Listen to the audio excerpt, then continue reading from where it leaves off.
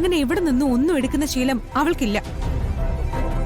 പിന്നെ അച്ഛനും അമ്മ എന്തറിഞ്ഞിട്ടാ ഇവളിങ്ങനെ ചോദ്യം ചെയ്യുന്നേ?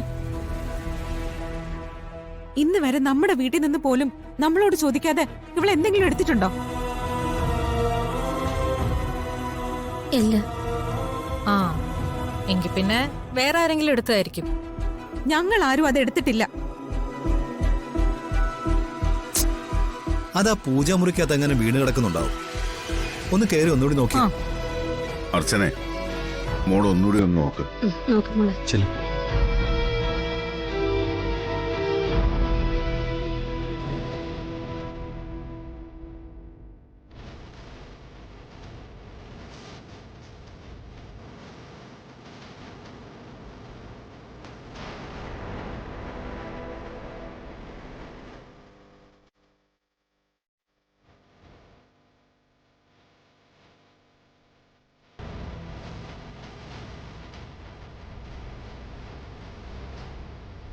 ഇല്ല ചേ, അതിനകത്ത് എങ്ങുമില്ല.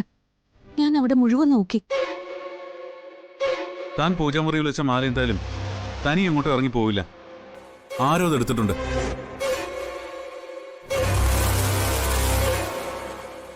ആ ലോക്കറ്റുകൾ രണ്ടും കുഞ്ഞുങ്ങൾക്ക് വേണ്ടി പൂജിച്ചതാ. മറ്റുള്ളവർക്കാർക്കും അതുകൊണ്ട് ഒരു കാര്യവുമില്ല. എടുത്തത് ആരായാലും സത്യം പറയുന്നതാണ് നല്ലത്.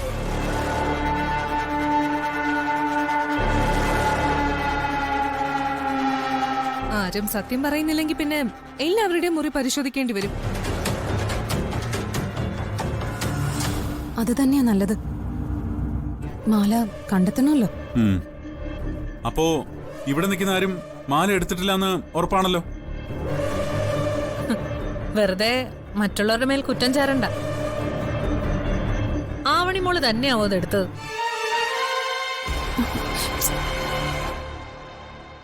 ആ മാലയും ലോക്കറ്റും അവളാണല്ലോ ഏറ്റവും കൂടുതൽ ആഗ്രഹിച്ചത്.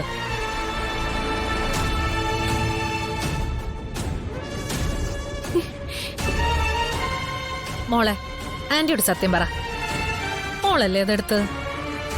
ഇല്ല ആന്റി, ഞാൻ അത് എടുത്തിട്ടില്ല. ആവണി മോള് കള്ളം പറയാ. മോള് തന്നെ അതെടുത്ത്.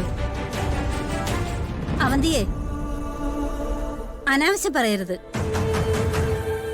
ഇവളങ്ങനെ ഒരു സാധനം ഒരിടത്തൊന്നും എടുക്കാറില്ല. അവള് അതുപോലൊരു മാല ആഗ്രഹിച്ചെന്നുള്ള സത്യം തന്നെയാ. എന്ന് കരുതി ഞങ്ങളുടെ മോൾ അങ്ങനെ മോഷ്ടിക്കൊന്നുമില്ല. വെറുതെ അവളെ കള്ളിയാക്കരുത്.